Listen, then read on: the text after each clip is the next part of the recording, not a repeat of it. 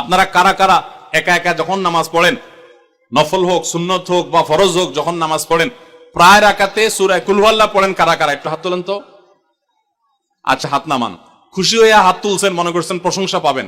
প্রশংসা না, বরং একটা বদনাম পাওয়ার ভয় আছে। সূরা ইখলাস, এটাকে আমরা সাধারণত কুল হুয়াল্লাহ সূরা বলি, তাই না? ইখলাস মানেটা কি? আমরা যেহেতু এই সূরাগুলো নামাজের মধ্যে সবচেয়ে বেশি পাঠ করি, ঠিক না বেঠিক? এই সূরাগুলো অর্থাৎ শেষের দিককার সূরাগুলো আমরা যেহেতু বেশি নামাজের মধ্যে পাঠ করি, এই সূরাগুলোর অর্থ যদি আমি জানি, ব্যাখ্যা যদি আমি জানি, তাহলে নামাজের মধ্যে মনোযোগ ধরে রাখা সহজ হবে। কারণ আপনি মুখে কি পড়তেছেন আপনি নিজে অর্থ বুঝেন না, মন্ত্রের মতো পাঠ করতেছেন। যদিও না বুঝে পড়লেও আপনি সওয়াব পাবেন, কিন্তু না বুঝে পড়লে তো আর এই কোরআনে আল্লাহ কি বলেছে এটা জানতে পারবেন না। না জানলে সে অনুযায়ী আপনি আমলও করতে পারবেন না। এজন্য আমাদেরকে বুঝতে হবে। এজন্য সূরা ইখলাস সম্পর্কে আমরা জানি। ইখলাস এই সূরার নাম, সূরার নাম হলো সূরাতুল ইখলাস বা ইখলাসের সূরা। ইখলাস শব্দের একটা অর্থ হলো পিওর করা, খাঁটি করা। তার মানে আমাদের ইবাদতটা শুধু আল্লাহর জন্য হবে, খাঁটি হবে, এখানে কোনো ভেজাল অন্য কারোর জন্য সেটা হবে না। আমাদের দোয়াগুলো সব শুধু আল্লাহর জন্য হবে, খাঁটি এবং ফ্রেশ ভাবে আল্লাহর জন্য নিবেদন করবো, সাথে আর কারোর সেখানে শরীক করবো না।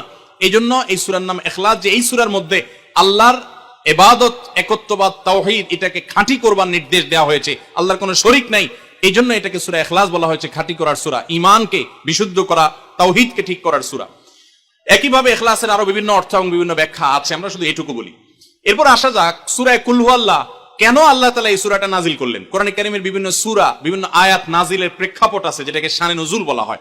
কেন এই সূরা আল্লাহ তাআলা আমাদেরকে দিয়েছেন, এ সম্পর্কে প্রিয় নবী সাল্লাল্লাহু আলাইহি সাল্লামের এক সাহাবী, তার থেকে একটি হাদিস বর্ণিত আছে। সেই হাদিসের আলোকে আমরা জানি যে মক্কার মুশরিকরা, মক্কার কাফিররা, অবিশ্বাসীরা, তারা প্রিয় নবী সাল্লাল্লাহু আলাইহি সাল্লাম যখন তাওহীদের দাওয়াত দিলেন, আল্লাহর পথে আসার দাওয়াত দিলেন, তারা বলল, মুহাম্মদ, আমরা তো সবার বংশ পরিচয় জানি। সেই যুগে মানুষ উটের পর্যন্ত বংশ পরিচয় জানতো, শিখতো। তো নবী সাল্লাল্লাহু আলাইহি সাল্লামকে তারা জিজ্ঞাসা করেছে, মুহাম্মদ, তোমার যে আল্লাহর কথা বলো, ঈমান আনার জন্য বলো, তোমার আল্লাহর বংশ পরিচয়টা একটু আমাদেরকে জানাও। মক্কার মুশরিকদের এরকম হাস্যকর দাবি শোনার পর প্রিয় নবী সাল্লাল্লাহু আলাইহি সাল্লামের প্রতি আল্লাহ তাআলা এই সূরা নাজিল করে তাদের এই প্রশ্নটা যে অবান্তর, আল্লাহ তাআলার যে কোনো বংশ পরিচয় নাই, আল্লাহর যে কোনো জন্মদাতা নাই, তিনি যে কোনো জন্মদাতার মুখাপেক্ষী নন, সে বিষয়টাকে আল্লাহ তাআলা বিশদভাবে এই সূরাতে বিবৃত করেছেন, বর্ণনা দিয়েছেন। এই জন্য ওই প্রেক্ষিতে এই সূরাটা নাজিল হয়েছে। কোন উলামা ইকরাম, কোন মুফাসসিরগণ অবশ্য ভিন্ন আরো একাধিক কথাও বলেছেন, তবে এটি সবচেয়ে প্রসিদ্ধ এবং বেশিরভাগ মুফাসসিরদের মত এটি যে সূরা ইখলাস, কুল হুয়াল্লাহ সূরা নাজিল হয়েছে মক্কার মুশরিকরা প্রিয় নবী সাল্লাল্লাহু আলাইহি সাল্লামের কাছে আল্লাহর বংশ পরিচয় জানতে চাওয়ার মতো মূর্খতাসুলভ প্রশ্ন করেছে। সেই প্রশ্নের জবাবে এই সূরায় আল্লাহ রাব্বুল আলামিন বিস্তারিত বিবরণ দিয়েছেন। এবার আসুন আমরা এই সূরায় কি বলেছেন আল্লাহ রাব্বুল আলামিন সে বিষয়ে জানবো, এবং সেই সাথে এই সূরাটার বিশেষ ফজিলত আছে। সূরা ইখলাসের আবার স্পেশাল ফজিলত আছে, কি সেটা আমরা জানবো ইনশাআল্লাহ তাআলা। আমরা প্রথমে আসুন সূরার অর্থ আমরা জেনে নেই। কুল হুয়াল্লাহু আহাদ। আমার সাথে সাথে আপনারা বলুন, কুল হুয়াল্লাহু আহাদ, আল্লাহুস সামাদ, লাম ইয়ালিদ ওয়া লাম ইউলাদ ওয়া লাম ইয়াকুল লাহু কুফুয়ান আহাদ। কুল হুয়াল্লাহু আহাদের অর্থ হলো বলুন। কুল মানে বলুন। এই কুলটা বড় কাফের কুল। আমরা অনেকে কয় রস্যকার কুল ও কুল বড়ই লিখতে যে কুল লেখি আমরা ওইরকম বলি। এই কাফটা ভেতর থেকে আসবে। কুল কুল কুল বললে তার অর্থ হবে বলো।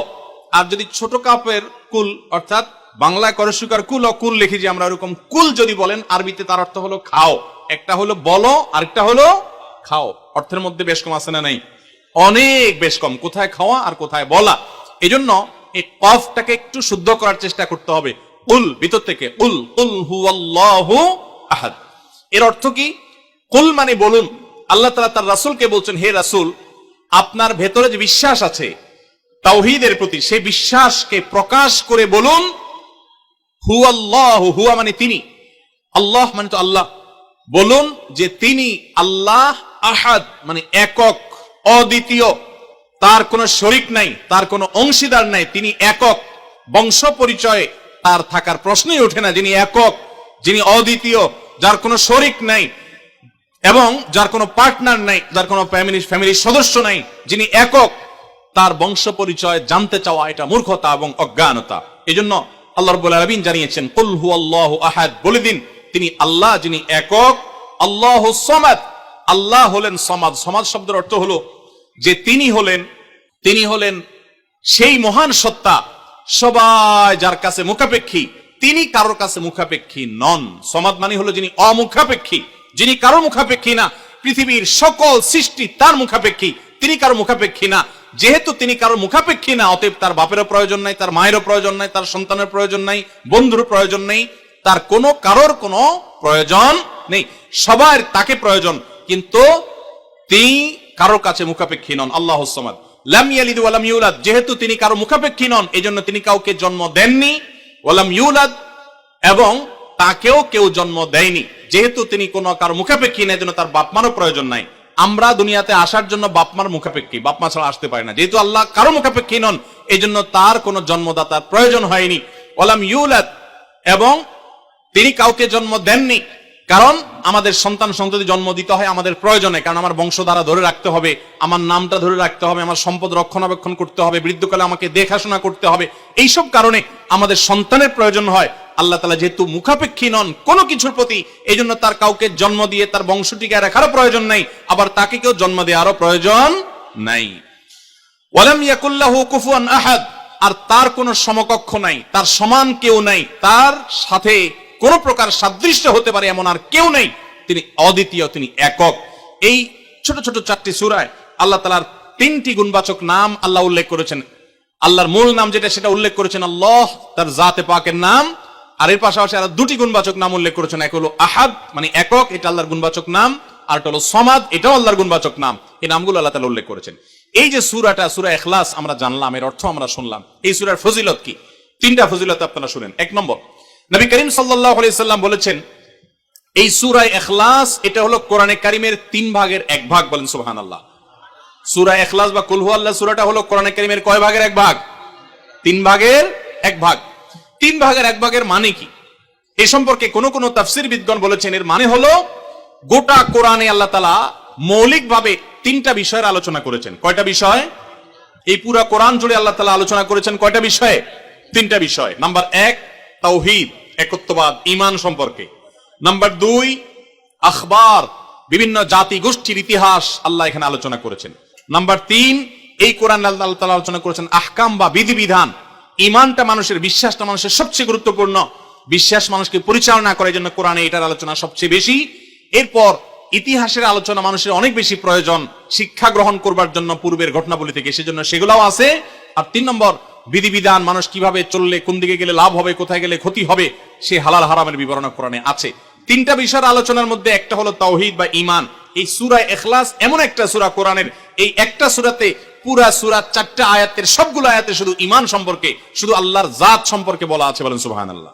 ভাইরা আমার, এই সূরা ইখলাস বা সূরা কুল হুয়াল্লাহ এটা কোরআনে কারীমের 3 ভাগের 1 ভাগ। এটা একটা ব্যাখ্যা। আরেকটা ব্যাখ্যা হলো, কোরআনে কারীম যদি কেউ পুরাটা পড়তে পারে, যে পরিমাণ সওয়াব সে লাভ করবে। শুধু কুল হুয়াল্লাহ সূরা যদি একবার পাঠ করে, কয়বার? একবার যদি পাঠ করে, কোরআনে কারীমের 3 ভাগের 1 ভাগ তেলাওয়াত করার সওয়াব আল্লাহ তাআলা ওই ব্যক্তিকে দান করেন। তাহলে যদি কেউ 3 বার পাঠ করে, তাহলে এখান থেকে বোঝা যায় যে আল্লাহ তাআলা তাকে পুরা কোরআন একবার তেলাওয়াতের সওয়াব দান করবেন। পুরা কোরআন কষ্ট করে তেলাওয়াত করলে সেটার যে মর্যাদা হবে সেটা অবশ্যই ভিন্নতর। কিন্তু 3 কুল সূরা ইখলাস এটাকে 3 বার পাঠ করলে আল্লাহ রাব্বুল আলামিন কোরআনে কারীমের পূর্ণাঙ্গ কোরআন তেলাওয়াতের সওয়াব পাবেন বলে অনেক উলামা ইকরাম, মুহাদ্দিসিন ইকরাম বলেছেন এই হাদিসের আলোকে। এটা হলো এর দ্বিতীয় ফজিলত। প্রথম ফজিলত। দ্বিতীয় ফজিলত হলো, আমাদের প্রিয় নবী সাল্লাল্লাহু আলাইহি ওয়াসাল্লামের সময় তিনি এক দলকে একটা অভিযানে পাঠিয়েছেন। তাদের মধ্যে যিনি ইমাম সাহেব ছিলেন, ওই আল্লাহর বান্দা প্রত্যেক নামাজের মধ্যে যে কোনো সূরা পড়তেন, যে কোনো কিরাত পড়তেন, শেষে সূরা ইখলাসটা অবশ্যই পাঠ করে তারপর রুকুতে যাইতেন। এখন সাহাবীদের মধ্যে একটা প্রশ্ন দেখা দিল যে এই লোকটা প্রত্যেক রাকাত নামাজে সূরা ফাতিহা, আলহামদুলিল্লাহ সূরা পাঠ করার পর যেই সূরাই পড়েন, যেই কিরাতই পড়েন, সাথে আবার কুল হুয়াল্লাহটা কেন পড়েন? আমরা তো নবী সাল্লাল্লাহু আলাইহি ওয়াসাল্লাম কিরম করতে দেখি নাই। তখন সাহাবীরা এসে নবী সাল্লাল্লাহু আলাইহি ওয়াসাল্লামকে জিজ্ঞাসা করলেন, ইয়া রাসূলুল্লাহ, আমাদের ইমাম সাহেব যাকে আমাদের সাথে আপনি দিয়েছেন, যিনি আমাদের সাথে আছেন, এই ব্যক্তি প্রত্যেক রাকাতে অন্য যা পড়ুক আর না পড়ুক এই কুল হুয়াল্লাহ সূরাটা উনি পড়েই পড়ে, এটা উনি ছাড়ে না, এর কারণটা কি? তখন নবী সাল্লাল্লাহু আলাইহি ওয়াসাল্লাম জিজ্ঞাসা করলেন ওই ব্যক্তিকে যে তুমি কেন এই সূরা পাঠ করো? অবশ্যই অবধারিতভাবে সূরা ফাতিহা না প্রত্যেক রাকাতে ফিক্সড, অন্য কোন সূরা তো ফিক্সড না, তুমি অন্য যাই পড়ো সাথে প্রত্যেক রাকাতে কুল হুয়াল্লাহ দিয়ে শেষ করে তারপর রুকুতে যাও কেন? তখন সে সাহাবী বললেন, ইয়া রাসূলুল্লাহ, আমি কেন পড়ি? কারণ কোরআনে কারিমে এই একটা সূরা, সূরা ইখলাস বা কুল হুয়াল্লাহ সূরাটা একমাত্র সূরা যেই সূরার শুরু থেকে শেষ পর্যন্ত সবগুলো আয়াতে শুধু আমার আল্লাহর কথা বলা আছে। কোরআনের অন্য কোন সূরা এমন নাই যেই সূরার শুরু থেকে শেষ পর্যন্ত পুরো সাবজেক্ট আগা টু গোড়া পর্যন্ত সবগুলো বিষয় সবগুলো আয়াতে শুধুমাত্র আল্লাহর পরিচয় দেওয়া হয়েছে, এমন আরেকটা সূরা নেই। যেহেতু এখানে শুধু আল্লাহর কথাই বলা হয়েছে, এই জন্য এই সূরাকে আমার অনেক বেশি পছন্দ হয়, এই জন্য এই সূরাকে অনেক বেশি আমি ভালোবাসি। আমার আল্লাহর আলোচনা এখানে, অন্যান্য সূরাতে কোথাও ইতিহাস, কোথাও হালাল হারাম, কোথাও বিধিবিধান, কোথাও অন্যান্য আলোচনা আছে, কিন্তু এই সূরায় শুধু আমার আল্লাহর কথা বলা আছে। এই জন্য আল্লাহর মহব্বত এই সূরাকে আমি অনেক ভালোবাসি, কুল হুয়াল্লাহ সূরাকে। নবী করিম সাল্লাল্লাহু আলাইহি ওয়াসাল্লাম তখন বলেছেন, তোমার এই ভালোবাসার কারণে আমার কাছে ওহী আল্লাহ পাঠিয়েছেন যে আল্লাহ তাআলা তোমাকে স্পেশালি ভালোবাসেন। এবং অন্য বর্ণনায় আসছে নবী সাল্লাল্লাহু আলাইহি ওয়াসাল্লাম বলেছেন, হুব্বুকা ইয়্যাহা ইউদখিলুকাল জান্নাহ, তুমি এই সূরাকে যে ভালোবাসো, এই ভালোবাসার কারণে আল্লাহ তাআলা তোমাকে জান্নাতে প্রবেশ করাবেন, সে ওয়াদা করেছে। অতএব ভাইরা আমার, সূরা ইখলাস বা কুল হুয়াল্লাহ সূরাকে স্পেশালি আমরা মহব্বত করব, ঠিক আছে না ইনশাআল্লাহ? এই সাহাবীর পাশাপাশি মদিনায় আরেক সাহাবী, তিনিও ইমামতি করতেন এবং ইমাম হিসাবে দায়িত্ব প্রাপ্ত ছিলেন নবী সাল্লাল্লাহু আলাইহি ওয়াসাল্লাম তরফ থেকে, তিনিও একই কাজ করতেন।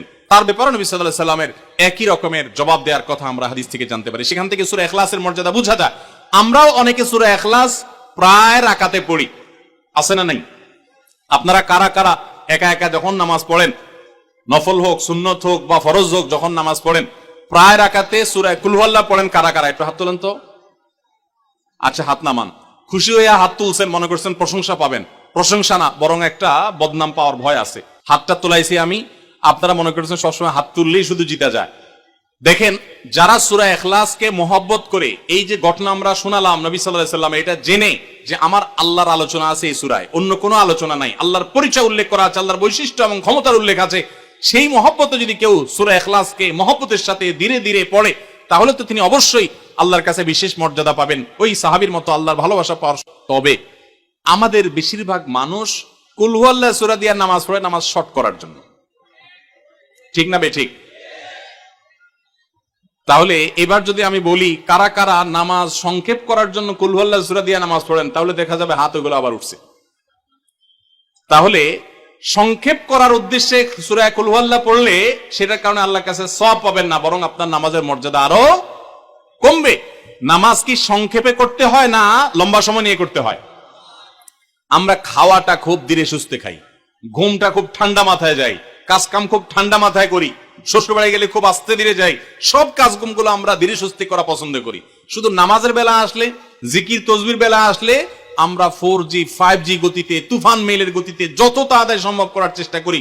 সব জায়গায় গতি ভালো না, মোবাইলের নেট স্পিডের গতি ভালো বুঝলাম, কিন্তু তেলাওয়াত যে যত ধীরে ধীরে করবে, নামাজ যে যত আস্তে আস্তে পড়বে, আপনি মসজিদে লক্ষ্য রাখবেন, আপনার মসজিদে যেই লোকটার নামাজে সবচেয়ে বেশি সময় লাগায়, যেই লোকটার 2 রাকাত নামাজে সবচেয়ে বেশি সময় ব্যয় করে, আপনি নিশ্চিত ধরে নেবেন এই লোকটার নামাজি হিসাবে তত আল্লাহর কাছে প্রিয় এবং শ্রেষ্ঠ। অতএব সময় নিয়ে নামাজ পড়বো তো ইনশাআল্লাহ। আমাদের অনেকেরই তাড়াহুড়া করে নামাজ পড়ার স্বভাব আছে ভাইরা, ভালো না এটা। যাই হোক, তো সূরা ইখলাস আমরা এটাকে সংক্ষেপ করার জন্য পড়বো না, মহব্বত করার জন্য পড়বো আজ থেকে, ঠিক আছে তো ইনশাআল্লাহ।